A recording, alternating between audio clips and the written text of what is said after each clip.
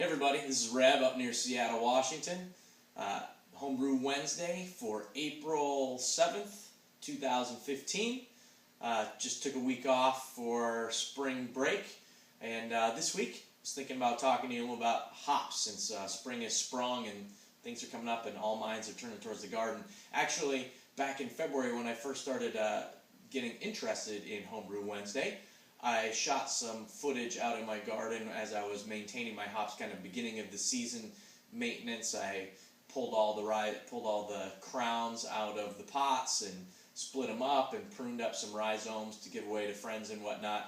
I had initially hoped to post just that video as a standalone, but I had planned on, showing what the rhizome trimmings look like and kind of how to plant them and all that kind of stuff. And the weather kind of got a little bit rough, and then I never got around to shooting that video, so that Homebrew Wednesday went by the wayside. So here we are in April, about a month and a half, almost 2 months later after I shot that initial footage, and my hops started to come up. So I thought I would talk a little about hops, a little bit about early season maintenance, what to do after you've had the hops for a few years and they're starting to get... I personally plant mine in pots above ground. I talked a little about that in the video. What to do when they start to get a little bit root bound, even if they're in the ground, kind of dividing them up and sharing some of the wealth. And then I show a little bit of my current hop yard setup along a fence and what I'm using for trellis and training the vines on twine, and how to train them to the twine, and then maybe a little later on in the season as they start to come up, I'll give a little progress report. So we've got basically 13 varieties going here. A couple of years ago I got a little over 10 pounds from all of these vines, and then totally neglected them for the past couple of years. Barely any fertilizer, not even any. I didn't even bother harvesting. So you can see the ones that I showed first on the left as I was panning. These are all the pots I've already kind of gone through, cleaned up, mixed in some fertilizer, trimmed the roots back, and some extra vines for friends or some extra rhizomes from friends and whatnot. And they're all ready to go. And then coming up here on the right, these last 4 pots are kind of evidence of the state of what they had become. You can see that the vines are still hanging up on my totally rudimentary welded and bodged together rebar trellis system. Works fine. Maybe I'll do a little work this spring and weld up something fancier. These last 4 have a lot of grass in them, but other than grass there were dandelions and weeds and all kinds of other garbage growing in there, some blackberries and things. So part of the task is dumping the pots out, cleaning out the weeds, separating the dirt from the existing rhizomes, taking a look at what's there, trimming and pruning them back, and kind of separating out some stuff for some usable chunks for friends who might want to start growing their own hops.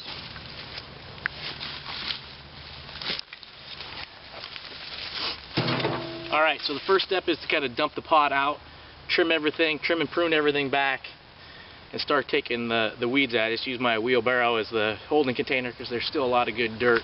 So here you can see where those roots, where the rhizomes are right up against the side of the bucket. This one I'm going to be able to give away a lot of good sections to friends.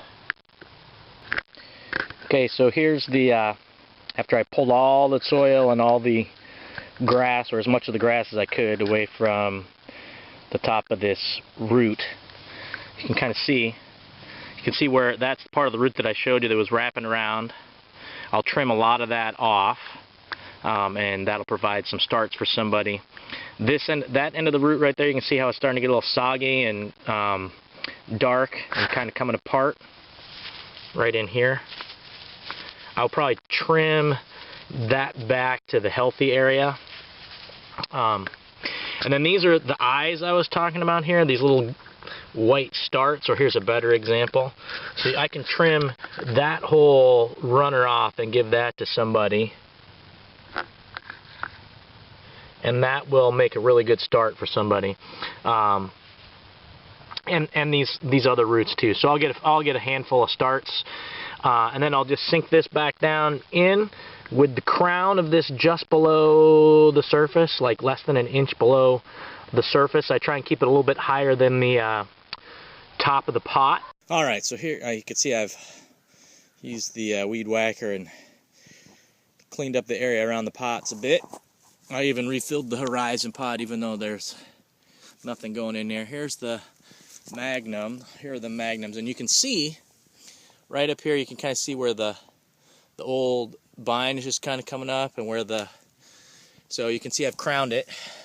It's just below the surface, about less than an inch, probably about half an inch, 3/4 of an inch is where those new eyelets are, the new buds are coming up there. So hopefully finish the rest of these other 2 pots, and we'll have a good crop this year. Okay, so here we have a view of the hop garden about 2 months after, maybe a little less than 2 months after I cleaned them up, separated them, repotted them, gave away all of the shoots. But you can see there are a couple of pots that don't have anything in them, but they're starting to come up. Some of them have really good starts. I'll get some close-ups of that in just a second.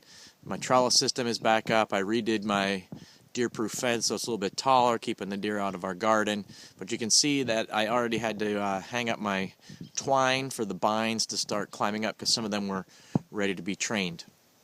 So just to get an idea of my trellis system, on the very ends I just have, I don't know, I think it's 1/2 inch rebar, or it might be 5/8 inch rebar. And then I have clamped on some conduit, which I painted brown so that it kind of blends in as a cross piece. There's one of the sets of twine that's just simply looped up over the top with a partial prusik knot. These were my original, when I only had a few sets. I welded these out of rebar, these kind of arches. It was kind of nice to have those on the end, and then I ran strings between them. But same thing, just mounted right to the post. Eventually I might make 2 more of those for on the ends. The good thing about that is it provides a nice support for that middle cross bracket that I have. So the middle cross bracket, you can see all the twine that's going down to each of my the pots there. There's another one of those kind of H-shaped brackets. You can see that there's a double conduit at the top, down at the base, and then the last leg goes up to another piece of that. I think it does look like about 5/8 inch rebar. I used to have some, you can see, maybe you can see it up at the top, but I have some screw eyes that are welded to the top that I used for a while, but I don't need those anymore. I don't use them, and I just use a combination of clamps, and the PVC is kind of nice because I can take down the rebar, and then it's really easy to reinstall. If you recall from my initial video, or I'll probably put some clips of that in here since it was kind of bungled, but I lost my cascades. The pot was just too wet. It wasn't draining, so I don't have any cascades yet. I plan on ordering some and getting them in there here in the next week or so. My Centennial is coming up well enough that I'm already starting to get them trained around the bine. You know, some people have said, oh, you only want 1 or 2 bines coming up from your crown, and I found that to be false. That you can get, it doesn't really matter if you do a good job of watering and fertilizing. So I tend to do 2 twines per pot and then just send them up to the top. I've also already started to, if you notice, I've pruned the leaves off on about the bottom 6 inches. After they get a little bit taller, I'll prune them up about 1 foot. That kind of helps with ground-borne pests, and it keeps everything nice and dry at the bottom. My Chinook are barely starting to come up. My cluster are going mad crazy. That was the one that had the biggest crown, actually. But you can see I've already got about a 3-footer twisting around. I trained them around the twine on this weekend, and they're already going to town. Those will be on the other one. My Columbus. All I gotta do is once they get to a certain length and I can reach the twine, I just start the twist around clockwise. Again, you can see how I've taken the leaves off the base from about the first 6 to 8 inches already. My fuggle starting to go up. Got a couple feet worth of fuggle. Lost my glacier just like I lost my cascade. Here I've got my Hellertau. Tettnanger. Lost my Horizon. My Magnum are kind of going gangbusters. They tend to be a big producer. Something's eating the leaves, so I'll probably prune those back. Looks like it's just some kind of a pest. So right now it's kind of rainy, so it's not really worthwhile. But once it starts drying out a little bit, and I know that I'm going to have a few days of no rain, like maybe this weekend, I'll come out here with an organic insecticide soap and spray the leaves, and that will take care of this one right here, where you can kind of see that something has been chewing on those leaves. But with a little bit of insecticide soap, that'll clean that right up.